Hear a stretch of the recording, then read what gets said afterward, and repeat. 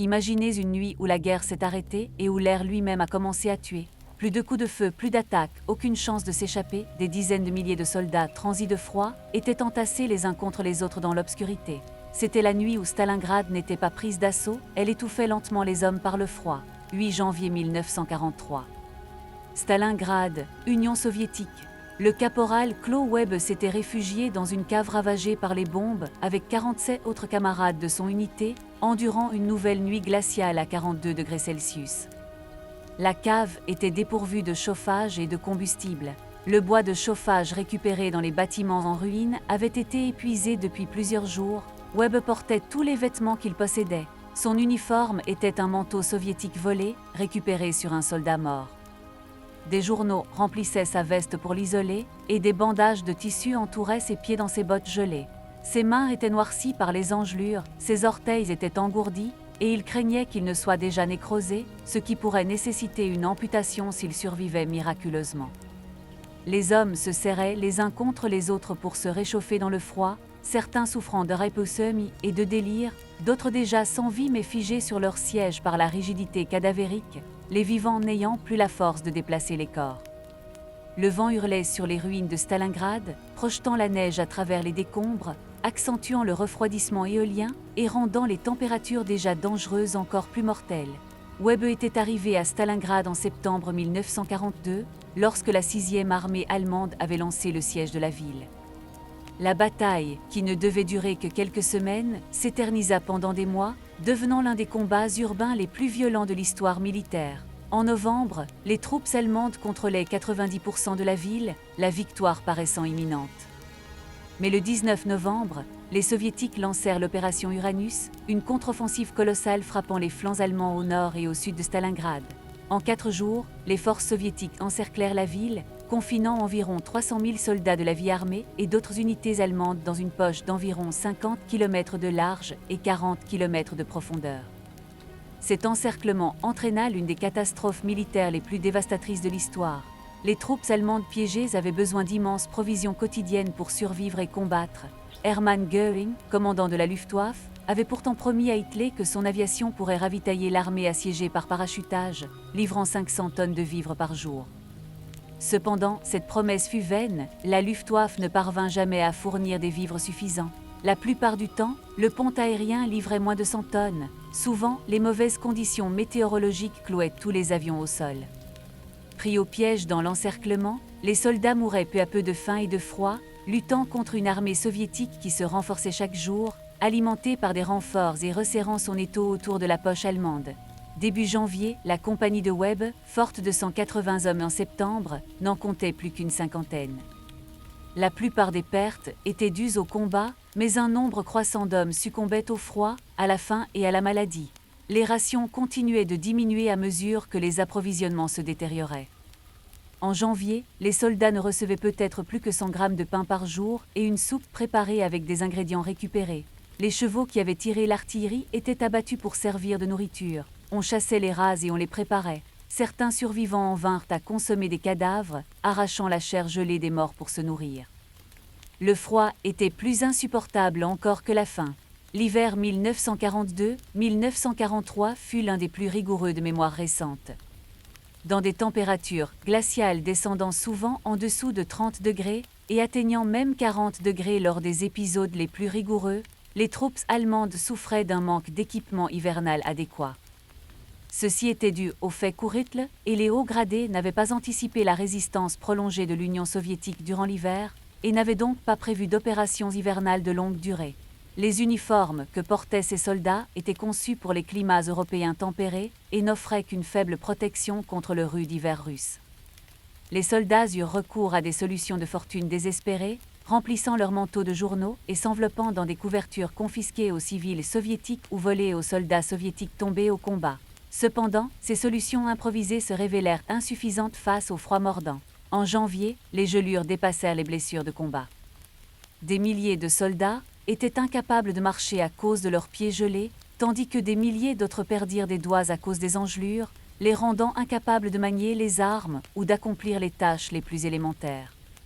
Dans les ruines de Stalingrad, les hôpitaux de campagne étaient submergés par les victimes de gelures, les médecins étant impuissants et contraints d'amputer les tissus nécrosés sans anesthésie, faute de matériel médical.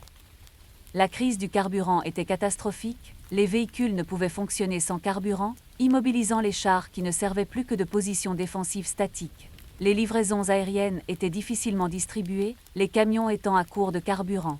Le problème le plus urgent restait cependant le manque de combustible pour le chauffage.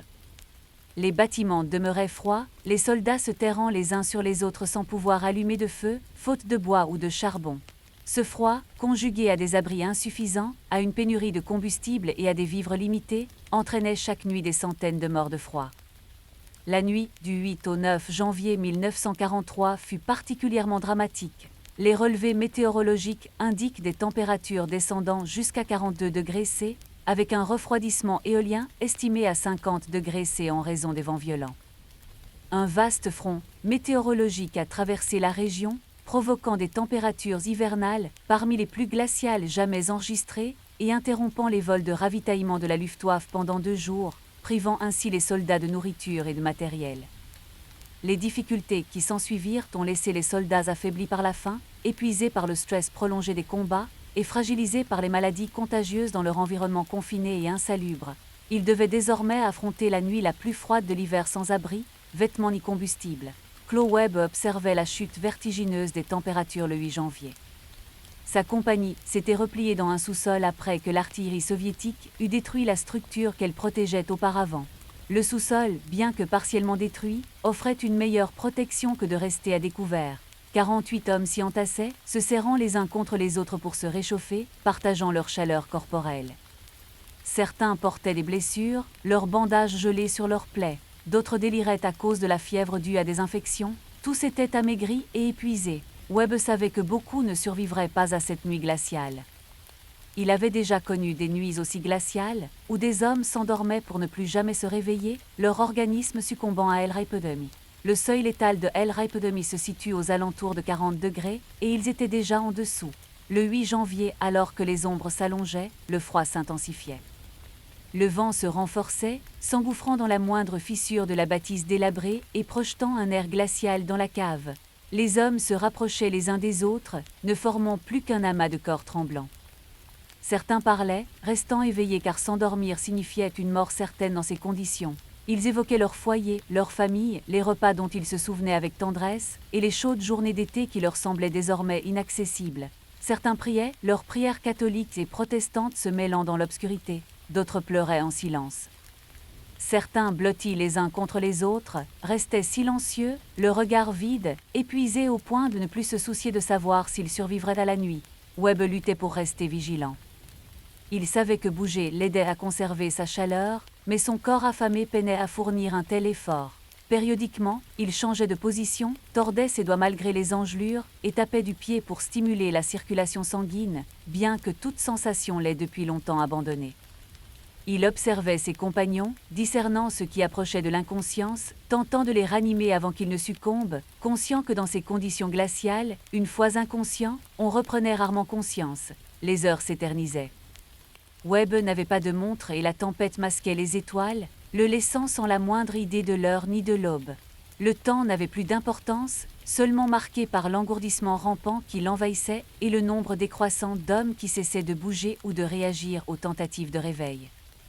Vers minuit, comme on pouvait le déduire de la persistance de l'obscurité, plusieurs hommes présentèrent de graves symptômes de hypothermie. Désorientés, ils crurent devoir se dévêtir pour échapper à une chaleur brûlante. Leurs camarades les retinrent et les rhabillèrent de force pour les protéger du froid. Certains furent en proie à des hallucinations, percevant des choses qui n'existaient pas, conversant avec des personnes absentes. Webb surprit une conversation entre un soldat et sa mère, qui lui racontait le repas qu'elle préparait et la remerciait pour la couverture chaude qu'elle lui envoyait. Reprenant brièvement ses esprits, le soldat reconnut ses hallucinations, pleura, puis replongea dans la confusion. Les morts se multiplièrent après minuit. Des hommes, d'abord assis, s'affaissaient ensuite et restaient immobiles. Webb vérifia les pouls lorsque cela était possible, découvrant des hommes décédés tandis que d'autres étaient si inconscients que leurs pouls étaient à peine perceptibles et leur respiration si superficielle qu'elle en devenait imperceptible. Impossible de déplacer les corps à l'extérieur, les vivants étaient épuisés et les cadavres se raidissaient sur place. Les morts côtoyaient les vivants, indiscernables dans l'obscurité, si ce n'est par l'absence de frissons ou de réaction aux tentatives de réveil. Parfois, Webb sentait sa propre conscience s'évanouir. Il fixait le vide, les pensées confuses, éprouvant un calme étrange malgré la mort provoquée par le froid. Au cœur de Stalingrad, il s'efforçait d'agir, de penser et de se rappeler pourquoi il s'accrochait à la vie. Les pensées de Maria, sa femme, et de Greta, leur fille de 7 ans qui vivait à Munich, l'obsédaient. Des semaines s'étaient écoulées depuis son dernier courrier, le pont aérien n'ayant livré que de maigres vivres et non du courrier. Ignorant s'il savait qu'il était piégé ou s'il le croyait encore victorieux en Russie, il aspirait plus que tout à leur retrouvaille. Ce désir était sa seule force alors que son corps menaçait de succomber. À 2 heures du matin, le vent atteignit son paroxysme, selon son estimation, son hurlement assourdissant. La neige s'infiltrait dans la cave par les fissures et les trous, accentuant le froid glacial. C'en était trop. Webb sentait ses camarades baisser les bras, leurs frissons s'apaiser, leur corps se soumettre à la mort. Il s'efforçait de continuer à avancer, mais ses mouvements devenaient lents et faibles. La majeure partie de son corps était insensible. Son état mental se détériorait. Il comprit que c'était probablement sa dernière nuit, son corps ne pouvant plus supporter ces conditions extrêmes. Une tranquillité inattendue l'envahit à cette perspective. La mort lui semblait préférable à la lutte incessante contre le froid. L'alternative n'était que la simple survie, pour ensuite affronter une autre nuit tout aussi atroce et peut-être bien d'autres avant que la mort ne survienne, ou sous les balles des forces soviétiques implacables qui encerclaient le campement allemand. La mort lui paraissait une miséricorde. Webb perdit connaissance au petit matin, son dernier souvenir étant l'obscurité, le froid, le vent et la pensée de sa fille. Il ne pensait pas se réveiller, il reprit conscience en sursaut. La lumière du jour filtrait à travers les fissures du plafond. C'était le 9 janvier à l'aube. Un sergent parcourait le sous-sol, vérifiant qui était vivant et qui était mort. Il s'approcha de Webb, constata qu'il respirait encore et le réveilla en le secouant. Webb peinait à articuler, la mâchoire crispée et la langue engourdie. Il parvint à hocher la tête, signe qu'il était conscient. Le sergent se concentra ensuite sur les autres soldats. Dans le sous-sol faiblement éclairé, Webb observa les lieux, des corps jonchaient le sol. Parmi les hommes présents au crépuscule, la plupart avaient péri durant la nuit. D'un rapide coup d'œil, il estima qu'une quinzaine d'hommes étaient peut-être encore en vie ou réagissaient à sa présence. Cela signifiait que plus de 33 soldats avaient succombé à leur destin. Les cadavres restaient figés dans leur position mortelle, certains affalés contre les murs, d'autres appuyés les uns contre les autres, quelques-uns encore assis, comme s'ils dormaient. Le tableau était à la fois surréaliste et macabre. Incapable de se tenir debout, les jambes tremblantes, Webb dut se faire aider par 2 camarades pour sortir du sous-sol et monter l'escalier menant aux décombres. Malgré l'accalmie du vent, le froid glacial demeurait insupportable à l'extérieur. Le soleil se levait sur la ville dévastée, offrant un spectacle digne d'un enfer glacé. Stalingrad n'était plus que ruines après des mois de combats et de bombardements. Chaque édifice portait les stigmates de la destruction. La neige se mêlait aux débris, les cratères d'obus, les munitions non explosées et les cadavres jonchaient le sol. Des corps jonchaient le sol, éparpillés partout. Soldats allemands et soviétiques tombés lors des récents combats, leurs dépouilles demeurant immobiles faute d'effectifs et de temps pour les enterrer. Les corps gelés par le froid de la nuit précédente alourdissaient encore ce bilan macabre. Dans toute la place forte allemande, la tragédie dont Webb avait été témoin dans sa cave se répétait en d'innombrables endroits. Des milliers de soldats, cherchant refuge dans les ruines, les tranchées ou les bunkers, périrent dans la nuit du 8 au 9 janvier, victimes du froid glacial. Le nombre exact de victimes de cette nuit-là demeure incertain en raison de la fragilité des registres allemands et du manque de données précises sur les pertes dans de nombreuses unités. Les témoignages des survivants et les archives allemandes d'après-guerre laissent entrevoir la mort de 15 000 à 20 000 soldats allemands des suites du froid durant cette nuit. Cette estimation repose sur des rapports faisant état d'une diminution d'environ 20 000 hommes dans les effectifs de la 6e armée entre le 8 et le 10 janvier, la plupart des pertes étant attribuées aux gelures plutôt qu'au combat, ces derniers ayant été minimes pendant la tempête. La perte de 20 000 hommes en une seule nuit représente une attrition sans précédent, surpassant toutes les pertes quotidiennes non liées au combat jamais enregistré par l'armée allemande auparavant. La journée la plus meurtrière pour les Allemands durant la Première Guerre mondiale eut lieu à Verdun, où près de 10 000 morts périrent lors d'une bataille acharnée. À Stalingrad, le nombre de morts fut le double, sans qu'un seul coup de feu ne soit tiré.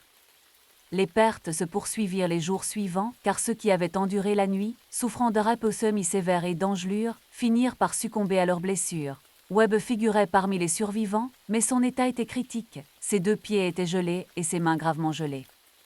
Il fut transporté dans un hôpital de campagne, un sous-sol débordé par l'afflux de centaines de victimes d'engelures nécessitant des soins médicaux. Le médecin qui l'examina l'informa qu'il faudrait l'amputer des 2 pieds pour empêcher la gangrène de se propager et de lui coûter la vie. Il n'y eut pas d'anesthésie, 4 soldats le maintinrent immobile tandis qu'un chirurgien sciait la chair et les os gelés à l'aide d'une scie chirurgicale, une intervention qui le laissa inconscient sous l'effet de la douleur, ce qui fut peut-être une bénédiction. Il se réveilla après plusieurs heures, amputé des jambes, étendu sur un sol glacé parmi d'autres amputés, certains hurlant, d'autres inconscients ou décédés. L'hôpital manquait de lits, de ressources et de chaleur. Les patients étaient blottis sur le sol froid sous les couvertures et les vestes qu'ils pouvaient trouver. Le personnel médical déployait ses maigres efforts, mais n'apportait que peu d'aide. Le traumatisme psychologique de cette nuit glaciale fut profond et durable pour les survivants. Ceux qui y avaient survécu virent leurs amis et compagnons succomber aux gelures à proximité, impuissants à les secourir, incapables même de partager efficacement leur chaleur, compte tenu de la précarité de la situation.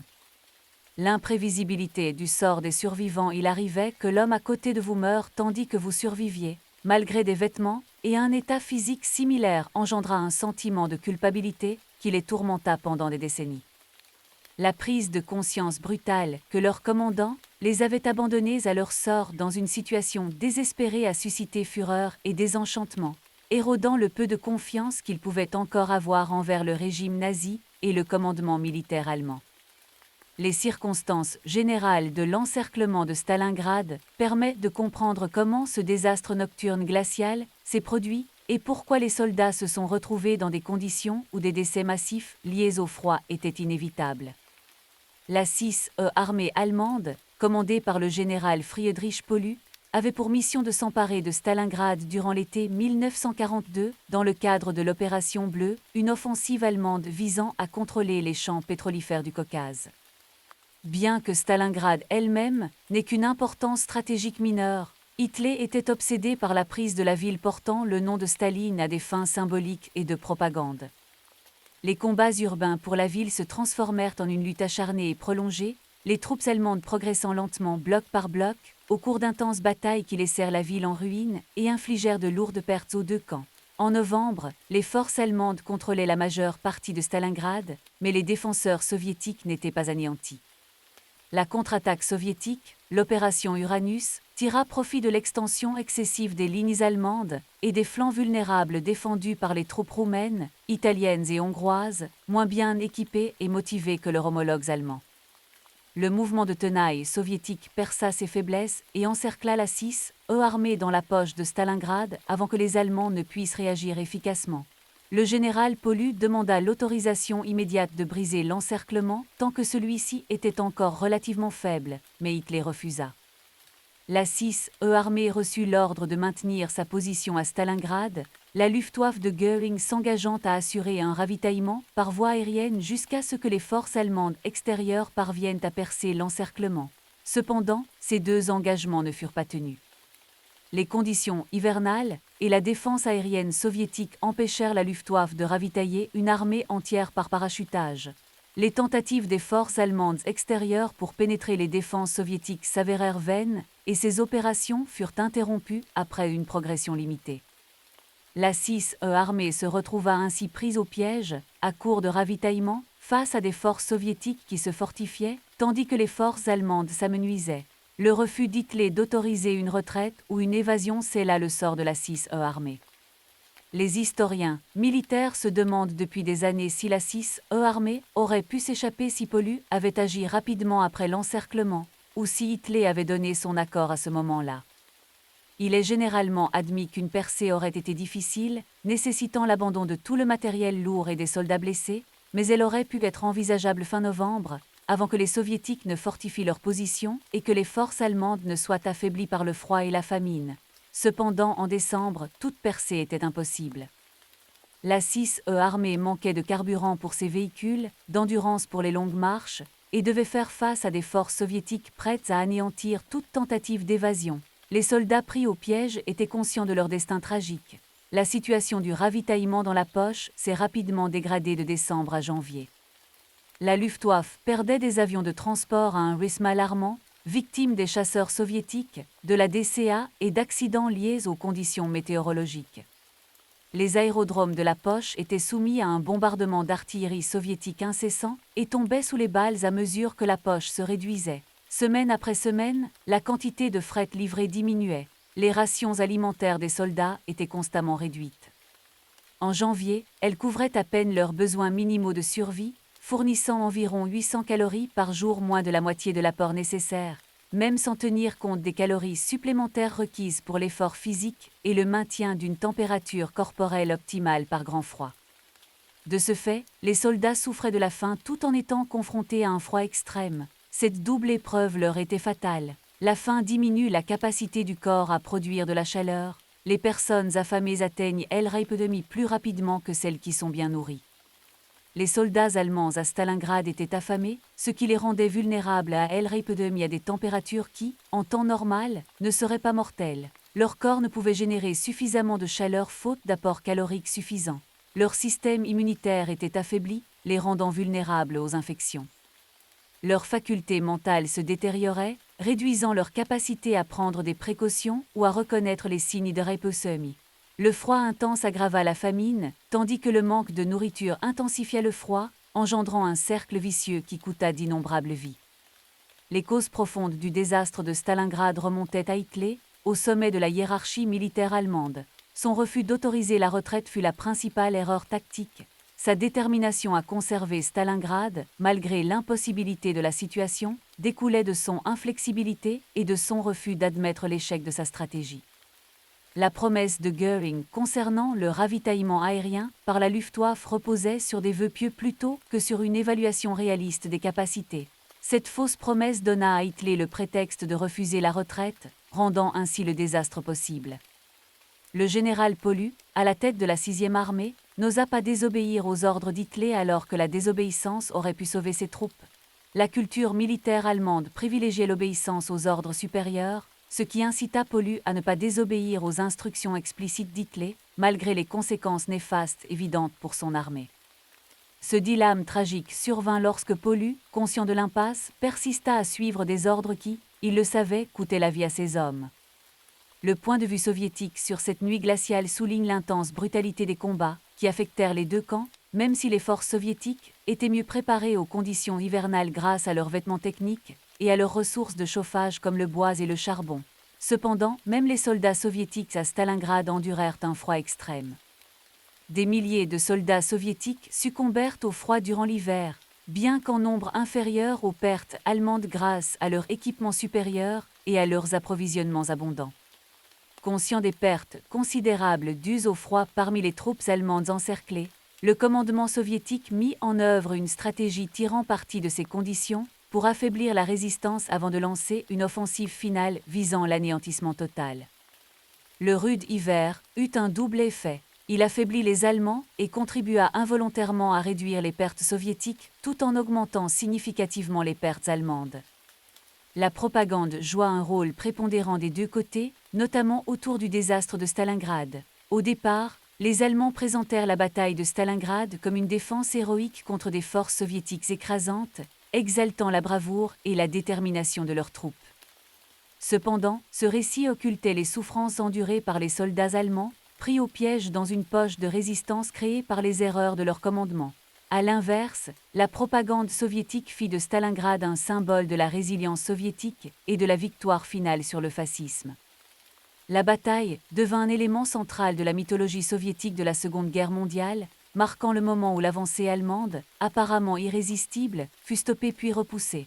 La nuit de la Frie et le calvaire des soldats allemands dans la poche furent exploités par la propagande soviétique pour souligner la défaite imminente de l'agression fasciste.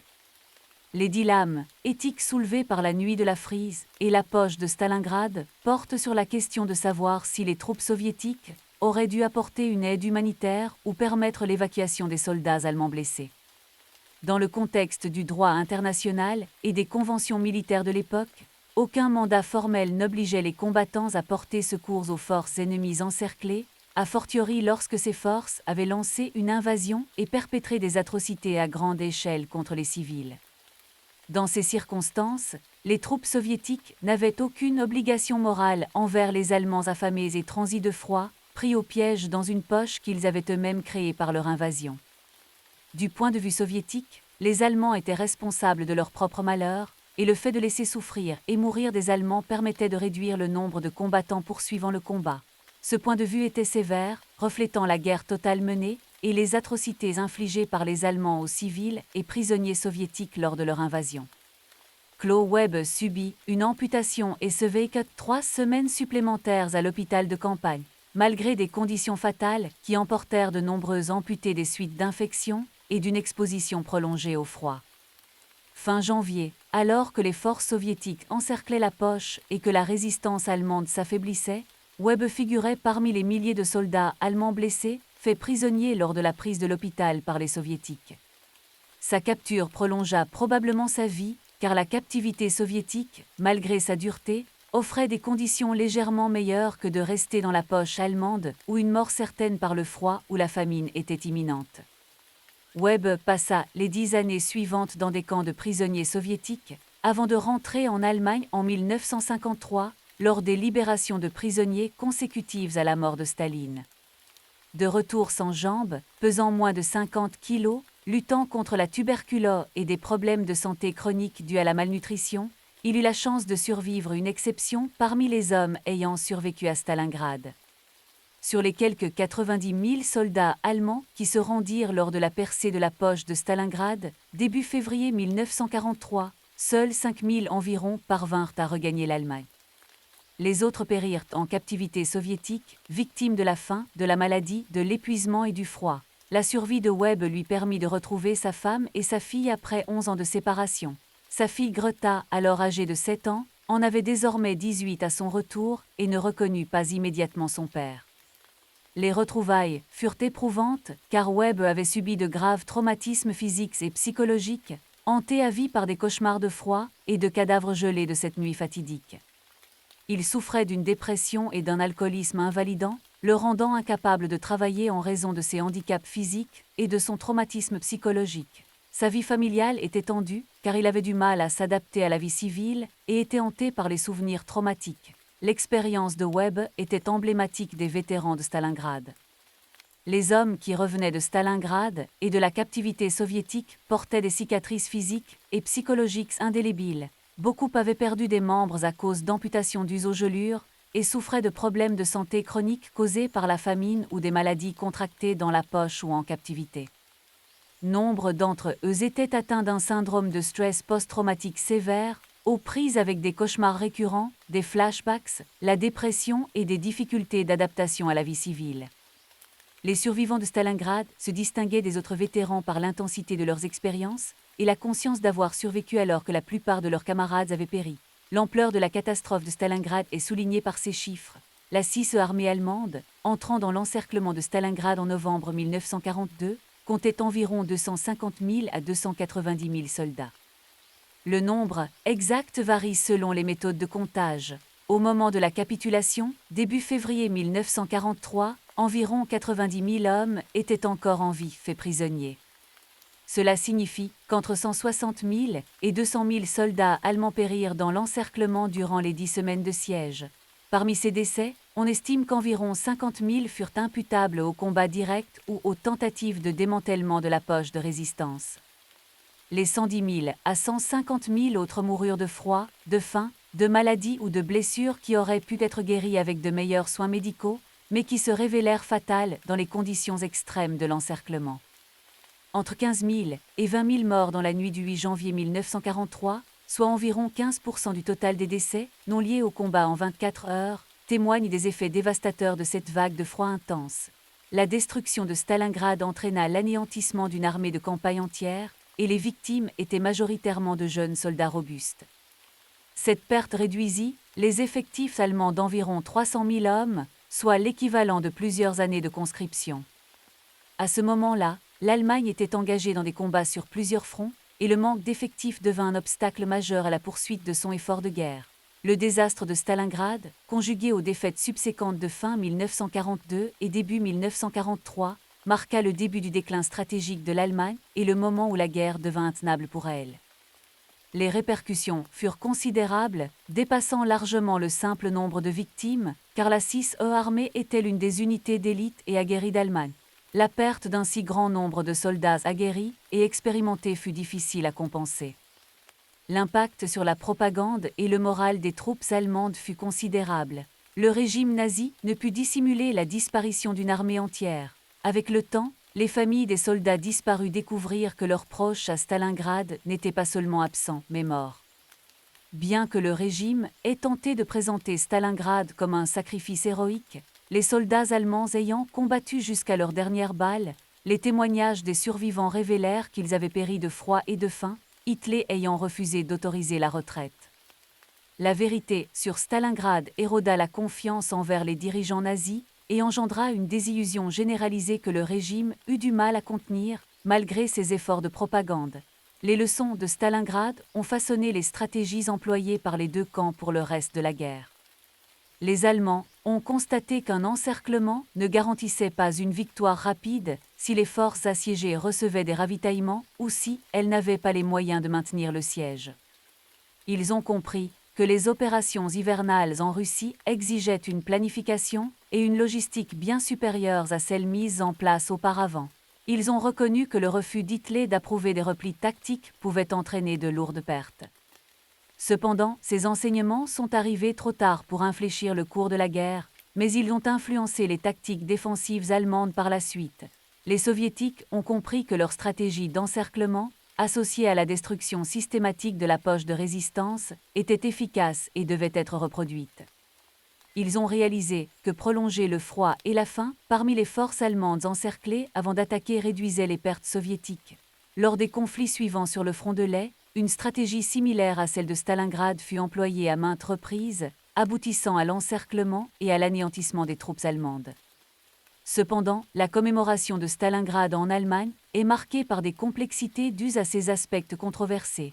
Si le code militaire allemand respecte la bravoure et le sacrifice, ses vertus furent manifestement démontrées à Stalingrad. Pourtant, la bataille mit également en lumière d'épouvantables erreurs stratégiques d'Hitler et de son commandement, ainsi que l'absurdité de persévérer dans une guerre perdue d'avance.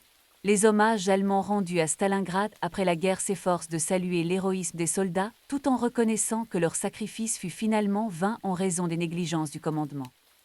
Des associations de survivants se formèrent après le conflit, se concentrant sur le souvenir des camarades et l'entraide, mais elles devinrent également plus critiques à l'égard des décisions qui précipitèrent le désastre. Les commémorations de Stalingrad par les Soviétiques et les Russes sont importantes en raison de son rôle central dans la mémoire russe de la Seconde Guerre mondiale.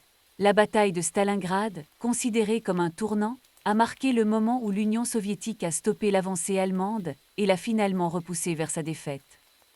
À Volgograd, anciennement Stalingrad, mémoriaux, musées, monuments et hommages perpétuent le souvenir de la bataille comme une victoire soviéto-russe, symbolisant la résistance à l'invasion.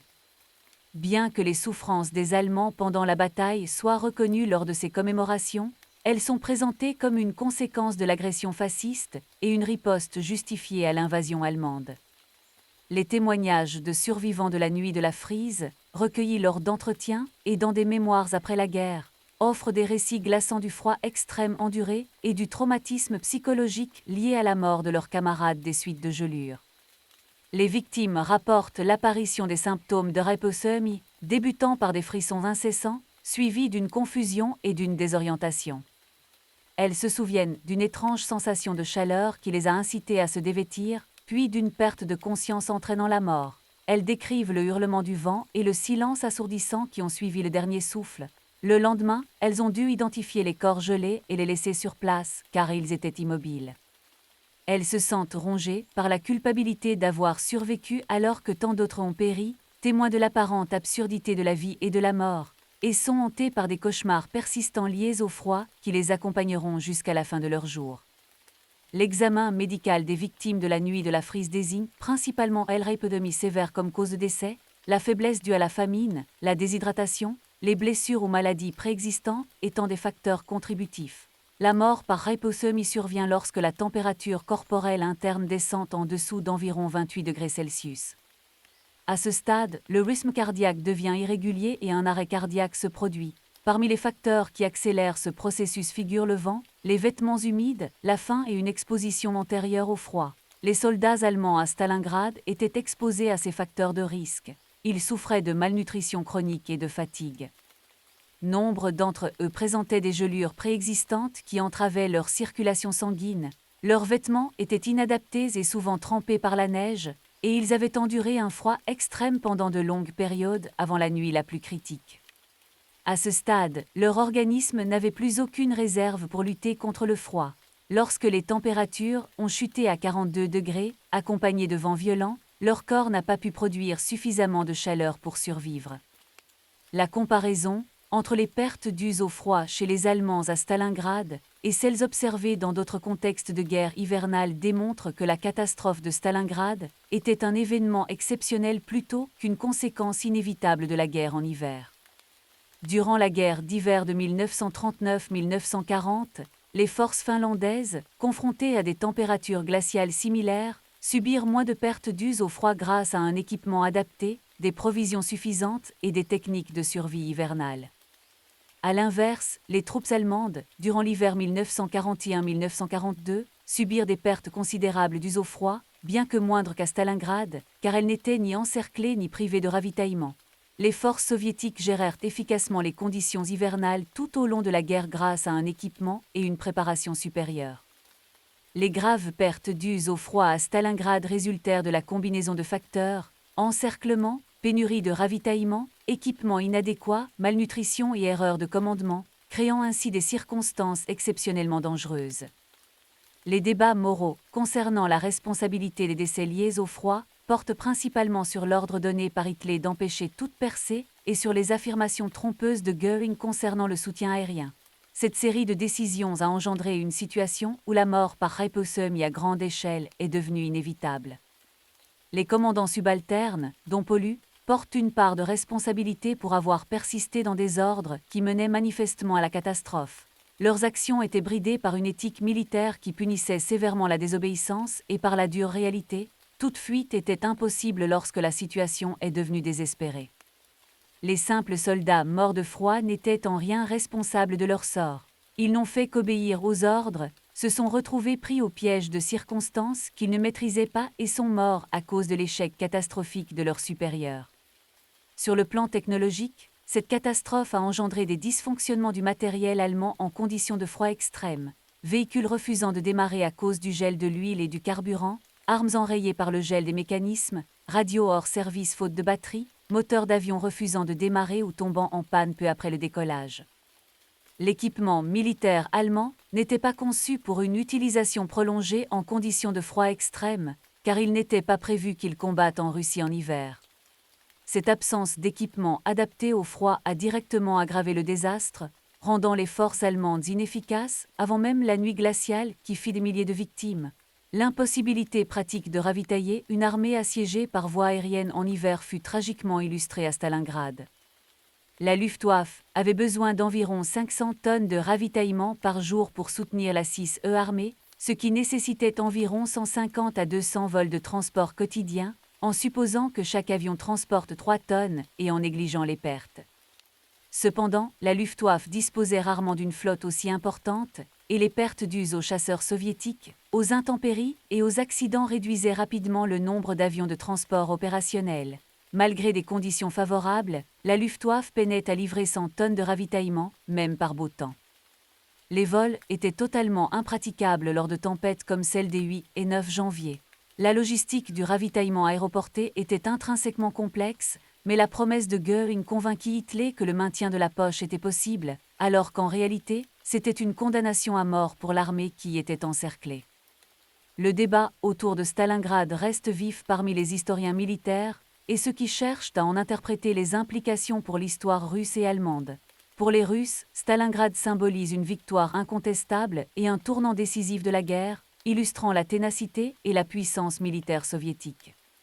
Pour les Allemands, Stalingrad est plus complexe, elle incarne les récits de bravoure et d'épreuve des soldats, les erreurs de commandement, les conséquences d'une guerre d'agression et l'adhésion à un régime génocidaire.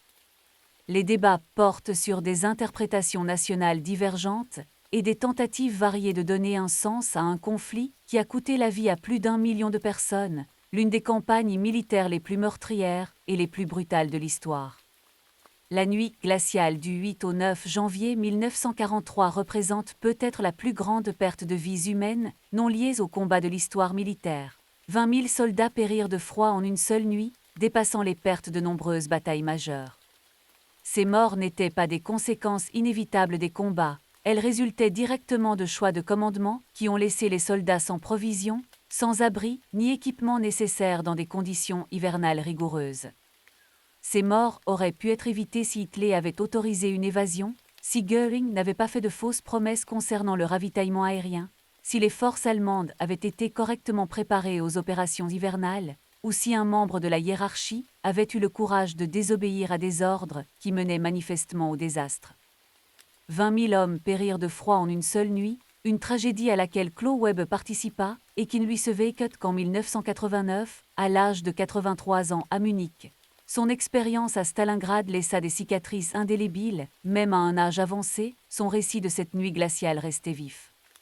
Je me souviens du froid plus intensément que de toute autre chose, confiait-il lors d'un entretien en 1985 avec un documentariste allemand. Ce n'était ni le combat ni la peur des forces russes, mais le froid qui a emporté la plupart des vies. Nous avons péri de froid, abandonnés, car aucun secours n'arrivait. Hitler avait interdit toute tentative d'évasion. Nous savions que nous étions condamnés à mourir et que nous ne pouvions rien faire pour changer notre destin. Par chance, j'ai survécu, d'innombrables hommes plus forts que moi ont péri cette nuit-là. Aujourd'hui encore, je ne comprends pas pourquoi j'ai survécu et pas eux. Le froid était impitoyable, c'était comme si nous étions en enfer, et pourtant, paradoxalement, on dit que l'enfer est chaud. Le témoignage de Webb, ainsi que ceux d'autres survivants, constituent le récit historique de la tragédie de la nuit glaciale de Stalingrad, assurant la pérennité de son souvenir malgré la disparition de ceux qui l'ont vécu. Les répercussions de cette nuit funeste se font encore sentir, bien au-delà des pertes immédiates, influençant la manière dont les forces armées élaborent leur stratégie pour les opérations hivernales et envisagent les implications morales des ordres susceptibles de mettre en danger la vie des soldats. Les stratégies militaires modernes soulignent l'importance pour les commandants de veiller à minimiser les risques inutiles et à sécuriser la logistique et les approvisionnements essentiels avant de s'engager dans des opérations. La catastrophe de Stalingrad souligne les conséquences du mépris des principes, comme le déploiement de forces sans soutien logistique suffisant, l'incapacité à reconnaître des situations insurmontables et la priorité donnée aux objectifs politiques ou symboliques au détriment du bien-être des soldats. Ces leçons demeurent d'actualité en raison de leur pertinence constante dans les conflits armés, où le manque de préparation, les défaillances logistiques ou l'ingérence politique dans les stratégies militaires entraînent souvent des pertes humaines inutiles. La commémoration spécifique de la nuit glaciale est plus restreinte que celle de la bataille de Stalingrad, car les événements de cette nuit sont souvent intégrés au récit plus large de la catastrophe. Les historiens recensent les victimes de cette nuit dans le bilan global de la poche, mais aucun monument n'est dédié à la mémoire de ceux qui ont péri les 8 et 9 janvier, contrairement à ceux morts les autres nuits ou au combat. L'importance de cette nuit glaciale réside dans sa représentation de l'impact mortel du froid et dans le fait qu'elle symbolise l'accumulation de morts en une seule nuit, soulignant la vulnérabilité croissante de l'armée. Les recherches historiques en cours sur Stalingrad révèlent de nouveaux détails et points de vue à mesure que les archives sont déclassifiées et que de nouveaux historiens examinent les preuves. De récentes études russes éclairent les décisions stratégiques soviétiques pendant le conflit en exposant des documents de planification et des rapports opérationnels. Les études allemandes, quant à elles, dissèquent les dossiers des unités et les documents personnels, mettant en lumière le vécu des soldats sur le terrain. Cette nuit glaciale restera un chapitre sombre de ce récit historique, marquant l'un des événements les plus dévastateurs d'une bataille empreinte de tragédie. Une nuit glaciale qui a réussi là où les batailles soviétiques avaient échoué pendant de nombreuses semaines, coûtant la vie à environ 50 000 soldats allemands en quelques heures seulement.